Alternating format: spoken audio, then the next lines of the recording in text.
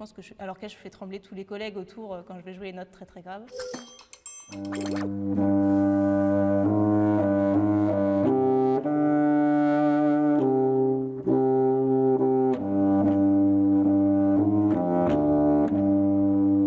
m'appelle Raphaël Rouxel, je suis bassoniste et contrebassoniste à l'Orchestre national de Lille depuis 2 ans et demi. Le contrebasson, c'est l'instrument le plus grave de la famille des bois. Donc c'est ce petit morceau de roseau qui fait tout le son.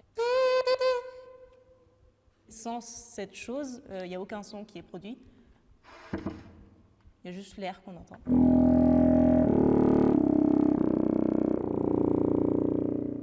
Si on le déroulait, l'instrument, il ferait 5 mètres de tuyau. Et c'est pour ça qu'il est aussi grave.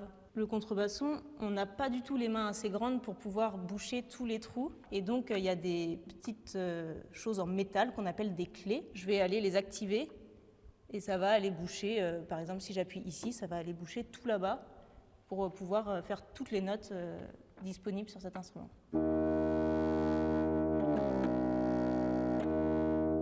C'est utilisé par exemple par Maurice Ravel pour illustrer la bête dans La Belle et la Bête. Moi j'imagine une danse très maladroite, assez lourde et qui peut faire un peu peur aussi.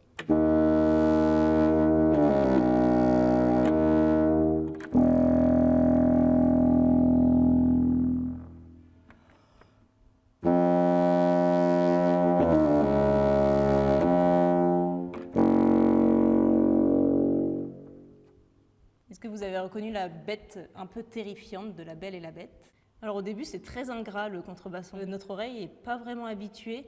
Il y a des moments je faisais pas exactement les bons doigtés pour faire la bonne note. Je me rendais même pas compte que je jouais pas la bonne note tellement c'était dans le grave. Et assez vite quand j'ai réussi à le domestiquer un peu et à m'habituer, j'ai vraiment eu cette profondeur de son qui m'a plu.